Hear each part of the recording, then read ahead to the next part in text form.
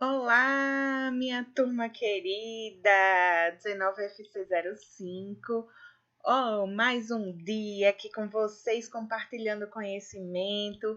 Espero que o dia de vocês seja maravilhoso, que esteja muito bom e seja muito positivo, tá? Um dia iluminado e abençoado para todos vocês, todos. Um beijo bem especial.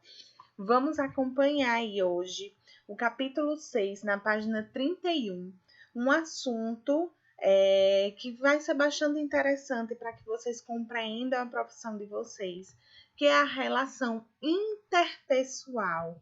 Vixe, professora, não sei nem do que se trata, não sei o que significa essa relação interpessoal. Então, fiquem aí ligadinhos que vocês vão descobrir agora o que significa essa relação interpessoal e por que ela é tão importante para a nossa profissão de cuidador, tá certo? Então, fiquem atentos, peguem o livrinho, façam aquelas anotações para que vocês fiquem aí ligadinhos no nosso conteúdo online de hoje. Então, para a gente iniciar, o que a gente vai ver hoje? Qual é a previsão desse conteúdo? Né? Um relacionamento interpessoal que vai falar do cuidador e a pessoa cuidada, certo? O cuidador e a equipe de saúde e o cuidador e a família. A gente vai estar abordando esses 3 pontos com vocês hoje, tá certo? E aí eu pergunto, você sabe o que é relação interpessoal? O que significa esse termo interpessoal, certo? Então, ó, para a gente entender o que significa esse termo, a gente precisa entender as relações humanas.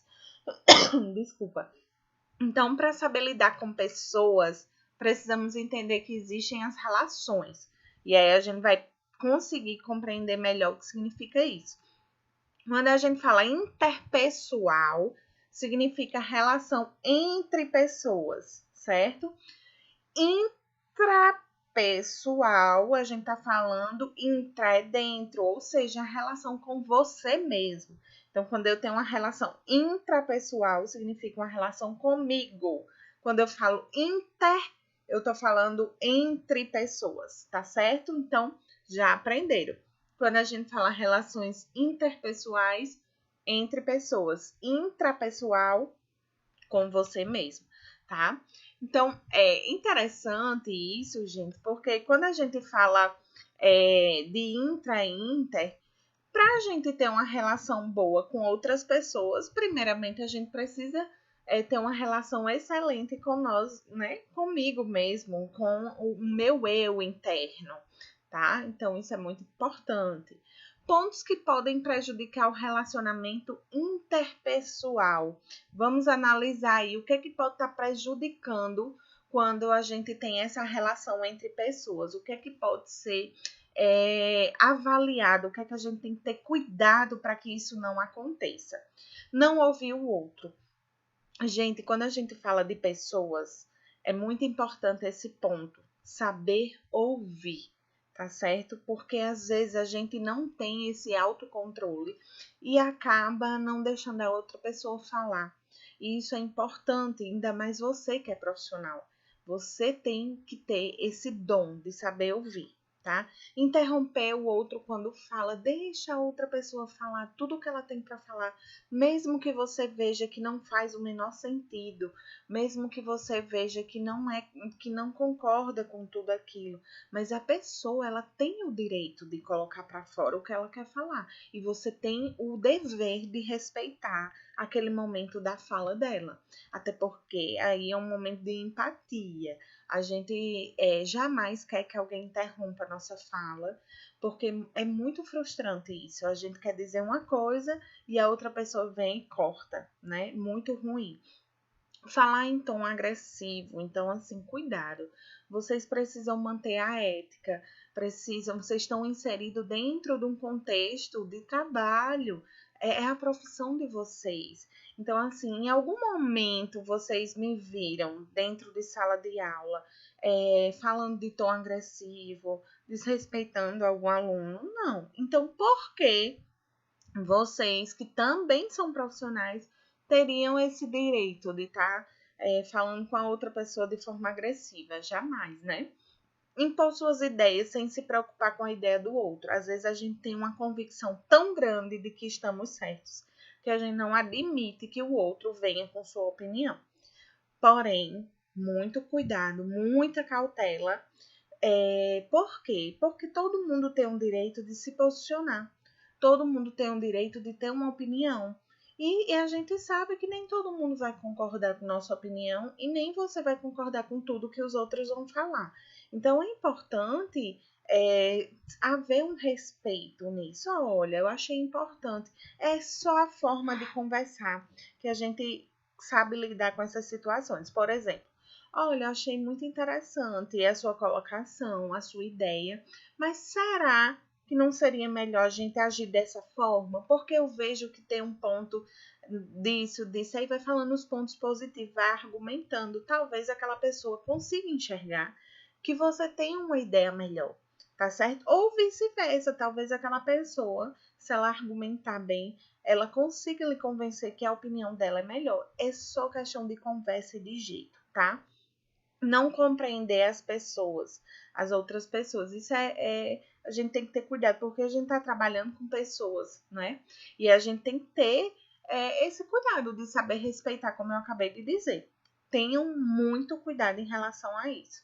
Não se colocar no lugar do outro, a empatia. Eu falei logo no início, né? Quando a gente trata de uma profissão que tem que cuidar do outro, que tem que estar inserido no contexto familiar, né, que tem que estar inserido numa cultura, em princípios, em valores, a gente tem que praticar a empatia. Sempre estar se colocando no lugar do outro, porque a gente consegue minimizar as situações, né? De repente a gente enxerga que dessa melhor maneira a gente consegue fazer um trabalho melhor. Então, eu peço muito cuidado em alguns pontos que a gente precisa observar com cautela, que a gente precisa analisar para não prejudicar o relacionamento, entre pessoas, entre você e a família, entre você e o profissional de saúde, enfim, entre você e o paciente.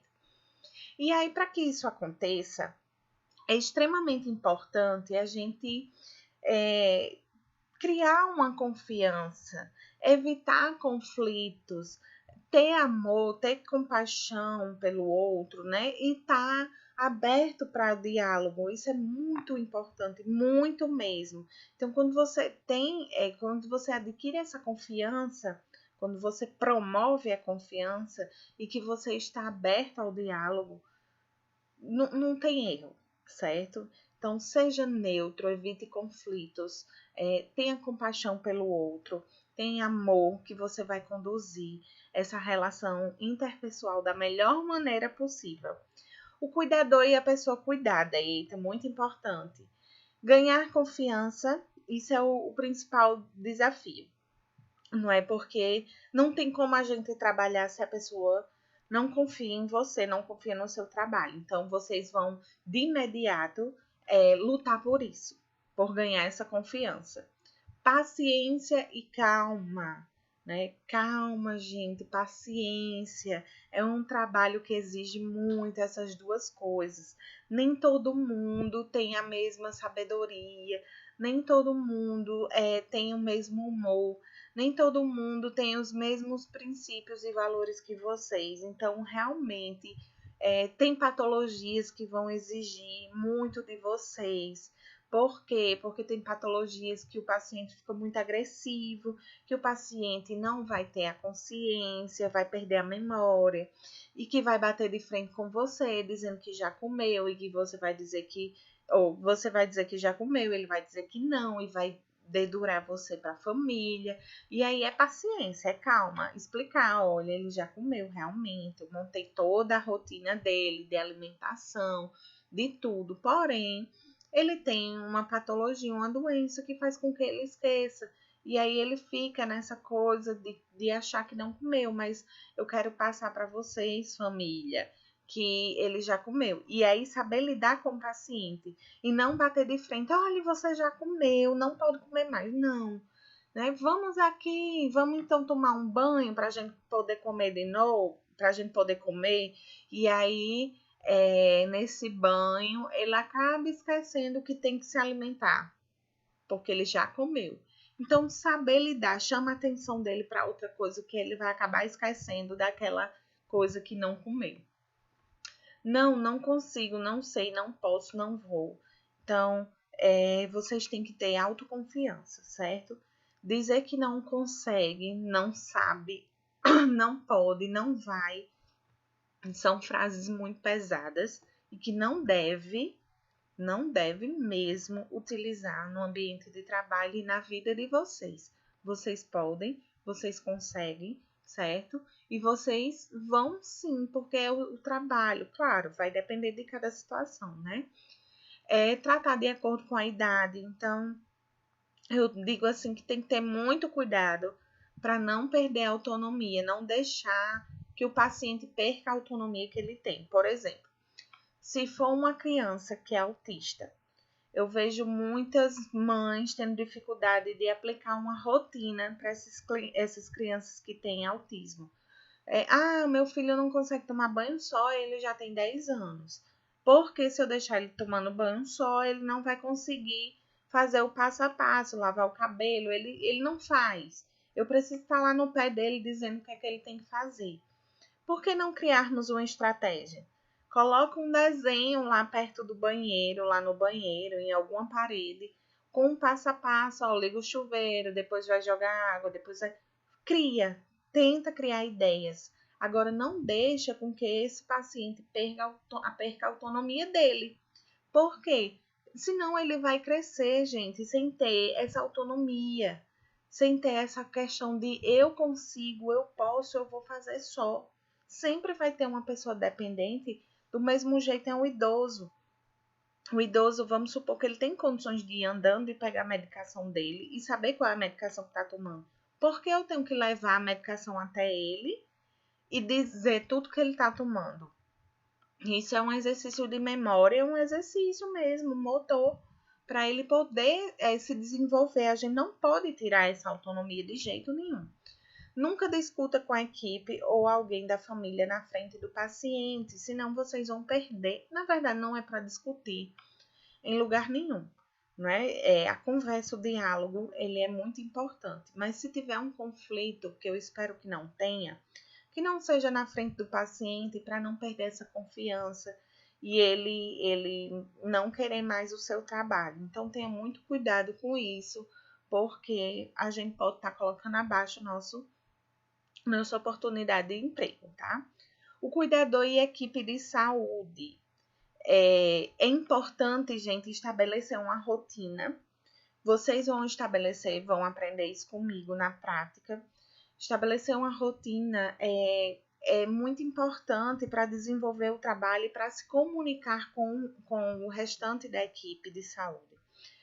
Você saber a hora que ele vai acordar, você saber a hora que ele vai tomar café, a hora que ele vai ter uma atividade de lazer, a hora que eu vou promover a mudança de decúbito, se for um paciente acamado, que a cada 2 horas a gente tem que mudar o paciente de posição para que não fique feridas na pele dele. Então, tudo isso tem que estar organizado e anotado para que vocês possam estabelecer essa rotina do paciente. E com essa rotina, vocês podem compartilhar com os outros profissionais de saúde, dizer, olha, essa é a rotina de trabalho que eu estou realizando com o meu paciente. Eu queria saber se você, fisioterapeuta, tem alguma sugestão para eu estar acrescentando aqui na minha rotina com o meu paciente, algum exercício, alguma atividade que eu possa estar ajudando ao bem-estar, a desenvolver ele. Olha que interessante, mas tudo isso porque você tem uma organização, porque você criou ou estabeleceu uma rotina, certo? A comunicação é extremamente importante, a confiança com a equipe de saúde e o bem comum. Qual é o bem comum que vocês têm? Qual é o objetivo comum da equipe de saúde? Não é o bem-estar do paciente? Então, isso é muito importante, certo? O cuidador e a família. Tem que haver respeito, tem que ter as divisões bem claras de tarefas. Por quê, gente? Que divisão bem claras de tarefas são essas? Para que evite do cuidador estar fazendo trabalhos domésticos, certo? No sentido de que existe a empregada doméstica e existe o cuidador, que são atividades bem diferentes. Então, a gente deixar bem claro para essa família qual é o meu papel, qual é a minha função, qual é o meu perfil, certo? Porque a gente já viu isso nas aulas primeiras, né? Ter postura ética, em discussões familiares, procurar um melhor para o paciente. Então, sempre visando do bem-estar. Atenção, cuidado e as fofocas, isso não é uma conduta adequada, não é uma postura ética, tá certo? Se posicionar com profissionalismo. Então, sempre que vocês estiverem numa conversa com a família, mostrar que você é profissional e que você não é um membro da família, e sim que você é um profissional e que tem que ter respeito e que tem que ter toda uma rotina. E ter essa parceria. Eu não estou dizendo, gente, que não vai criar um vínculo. Muitas vezes o cuidador ele acaba fazendo parte da família mesmo, de tanta confiança que foi gerado, mas que vocês tenham muito cuidado para nunca confundir esse papel de familiar com o profissionalismo, certo? Então, relações interpessoais. Ao lidar com pessoas, lembre-se de que você não está lidando com seres lógicos, ou seja, as pessoas não têm uma regra, né? Cada um tem um pensamento, cada um se relaciona de uma forma, cada um tem uma emoção diferente, então não somos seres lógicos, e sim seres emocionais. Então, cada pessoa vai agir de uma forma diferente. Ah, mas é porque lá no meu outro trabalho eu faço assim, assim, assado, porque o meu paciente reage dessa forma. Cada situação, cada paciente, ele tem uma emoção diferente, ele tem uma ação diferente. Então, não esperem das pessoas uma regrinha, uma situação lógica. Cada paciente vai reagir de uma forma. Em cada ambiente de trabalho, a gente vai ter que montar uma estratégia de trabalho e que não vai ser uma regra, certo? Os exercícios, vocês já sabem como é que funciona, a gente joga perguntinha, vocês vão ter opções para responder e vão ter que marcar uma resposta correta, certo? E aí eu pergunto, você está trabalhando em uma casa como cuidador e presencia uma discussão familiar onde o paciente é agredido verbalmente? O que se pode fazer nesse tipo de situação? Diante do que a gente viu agora, se tem uma situação de discussão da família, você vai se posicionar de que forma? Qual é a postura? Qual é a postura do cuidador nessa situação, certo? Próximo conteúdo, a gente vai estar falando da legislação de idosos, tá certo? Então, fiquem ligadinhos para vocês saberem os direitos desses idosos, todos os cuidados que a gente precisa ter, tudo que a gente precisa saber para estar lidando com esse tipo de paciente, tá certo? E aí, não deixe que as pessoas te façam desistir daquilo que você mais quer na vida. Acredite, lute, conquiste e, acima de tudo, seja feliz. Espero que vocês tenham conseguido contemplar esse conteúdo de hoje. Deixo aqui meu beijo especial. Quero que vocês façam um exercício, por gentileza, no prazo, que são de 7 dias. Não ultrapassem esse prazo, porque a gente precisa contabilizar a frequência de vocês. Combinado? Então, até o nosso próximo conteúdo online. Deixa aqui, ó, um beijo bem carinhoso para vocês e uma excelente semana. Até mais. Tchau, tchau.